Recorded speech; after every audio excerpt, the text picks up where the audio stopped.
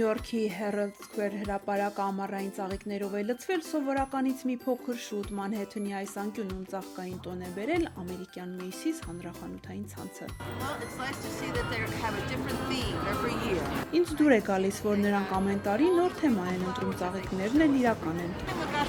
Մենք ամեն տարի մասնակցում ենք այս ծաղկային տոնին, շատ գոհ ենք։ Խանութի ցուցափեղկերն ու ներսը լցված են հազարավոր թարմ ծաղիկներով։ Թրուդին Փենսիլվանիայից հատուկ Նյու Յորք է եկել ծաղկային այս ժամանակավոր ներկայացումը վայելելու համար։ Ես այսօր հատուկ Նյու Յորք եմ եկել այս ծաղկային շոուն վայելելու համար։ Գարնանոց առաջ նոր հավաքածուի փոխարեն իր ցուցափեղկերը ծաղիկներով լցնելու այս ավանդույթը Macy's-ը սկսել է դեռ հեռավոր 1946 թվականին Սան Ֆրանցիսկոյում։ Ծաղկային այս տոնին Նյու Յորքը որոշում է միանալ 1975 թվականին ու շարունակում այն ամենամյա դարձնել։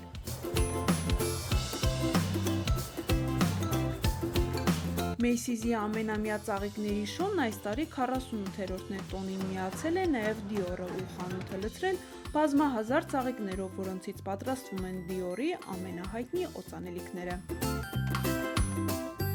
Այցելուներն անգամ կարող են հոտոտել ծաղիկներն ու ընտրել լավագույն բույրերը, իսկ էկրաններին Dior-ի ծաղկային պարտեզներն ու բույրերն է վայելում աշխարհահռչակ դերասանուհի Նաթալի Փորտմանը հայազգի Ֆրանսիս Քուրքյանի հետ։ Նա Քրիստիան Dior-ի օծանելիքների ստեղծագործական տնօրենն է։